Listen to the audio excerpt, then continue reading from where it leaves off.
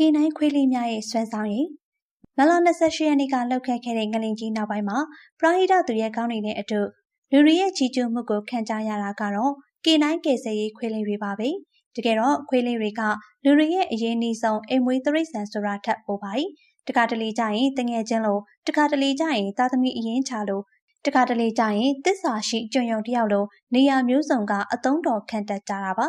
ငလင်လိုမျိုးတဘာဝဘေးအန္တရာယ်အခြေအနေမှာတော့ခွေးလေးတွေကကယ်ဆယ်ရေးသူရဲ့ကောင်းတွေဖြစ်သွားကြပါတယ်။နောက်ပြီးလုံခြုံရေးနဲ့စစ်ဘက်ဆိုင်ရာရေးရာတွေမှာလည်းအထူးလေ့ကျင့်ပေးထားတဲ့ခွေးလေးတွေရှိနေကြတာပါ။ဒီနေ့ဗီဒီယိုလေးမှာတော့ဒီလိုခွေးလေးတွေဒီလိုစွမ်းဆောင်နိုင်အောင်ဘယ်လိုလေ့ကျင့်ထားကြတာလဲဆိုတာကိုဝိမျှပေးသွားကြပါမယ်။အခုမြင်နေရတာကတော့ရှုံနှုံတွေပြည့်နေတဲ့လေ့ကျင့်ရေးကွင်းပြင်ကျဲကြီးပါပဲ။မိုးရွာထားပုံရတဲ့အတွက်မြေပြင်တစ်ခုလုံးဟာပျော့အိနေပြီးခြေချလိုက်တိုင်းဘော့အိုင်လေးတွေထနေရကိုတွေ့ရပါတယ်။ဒီလိုအခြေအနေမျိုးမှာခွေးလေးတွေဟာဘလို့မှတွန့်ဆုတ်မနေပဲအပါတရပြေးလွှားနေကြတာဟာတကယ့်ကိုစိတ်အားထက်သန်စရာကောင်းတဲ့မြင်ကွင်းပါပဲ။သူတို့ရဲ့ခိုင်မာတဲ့ခြေထောက်တွေကရှုပ်ဖွက်တွေကိုဖယ်ရှားပြီးရှေ့ကိုတိုးလျှောက်သွားနေရကိုကြည့်ရတာရဲရင်ပြီးတန်မာတဲ့စိတ်ဓာတ်ကိုဖော်ညွှန်းနေပါတယ်။တချို့နေရာတွေမှာဆိုရင်လေ့ကျင့်ရေးဆရာတွေက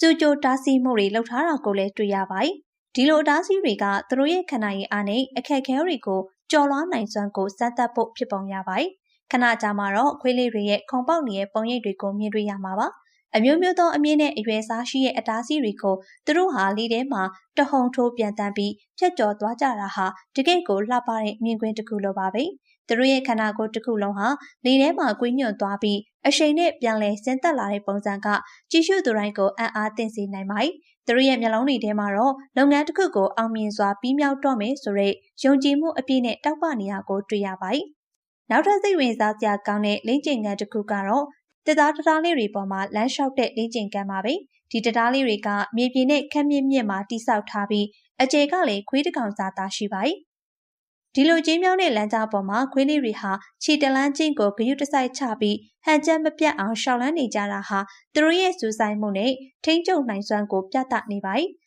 လမ်းဆုံးကိုရောက်တဲ့အထိတည်ငြိမ်စွာရှောက်လန်းနိုင်တဲ့သူတို့ရဲ့စိတ်ရှည်မှုနဲ့ဇွဲလုံးလဟာမချီကျူးပဲမနေနိုင်ပါဘူး။ပိုပြီးတော့ရင်သက်ရှုမောစရာကောင်းတဲ့မြင်ကွင်းတစ်ခုကတော့မီးတောက်နေတဲ့ကွင်းလေးတဲကိုခုံဝင်သွားတဲ့ရဲခွေးလေးရဲ့လုံရက်ပါပဲ။မီးရဲ့အပူရှိန်နဲ့တောက်လောင်နေတဲ့မီးလျံတွေကိုမြင်ရတာနဲ့တည်းကြောက်ရွံ့သွားနိုင်ပေမဲ့ဒီခွေးလေးကတော့ဘာမှမဖြစ်သလိုခုံဝင်သွားပြီးတစ်ဖက်ကိုအောင်မြင်စွာရောက်ရှိသွားပါတယ်။ဒီလုံရက်ကသူ့ရဲ့ရဲရင်မှုနဲ့လေ့ကျင့်ရေးဆရာကိုဘလောက်အထိယုံကြည်လဲဆိုတာကိုထင်ရှားစွာပြသနေပါတယ်။နောက်ထပ်စိန်ခေါ်မှုတစ်ခုကတော့လွှဲနေတဲ့ခုံလေးပေါ်မှာရှောက်သွားတဲ့လေ့ကျင့်ခန်းပါပဲ။ဒီခုံလေးကလှုပ်ရှားနေတဲ့အတွက်ဟန်ချက်ထိန်ဖို့အတော်လေးခက်ခဲပါတယ်။ဒါပေမဲ့လေ့ကျင့်သားကြနေတဲ့ရဲခွေးလေးတွေကတော့သူတို့ရဲ့ခန္ဓာကိုယ်ကိုအဝင်ကွင်ကြလှုပ်ရှားပြီးဘလို့မှမယိုင်လဲအောင်ထိန်းနိုင်စွမ်းကိုပြသသွားပါတယ်။သူတို့ရဲ့မျက်လုံးတွေကတော့ရှေ့ကိုပဲစူးစိုက်ကြည့်နေပြီးလမ်းဆုံးကိုအရောက်သွားဖို့ပဲအာရုံစိုက်ထားတာကိုတွေ့ရပါတယ်။နောက်ဆုံးမြင်ကွင်းကတော့တကယ်ကိုပဲအံ့အားသင့်စရာကောင်းသလို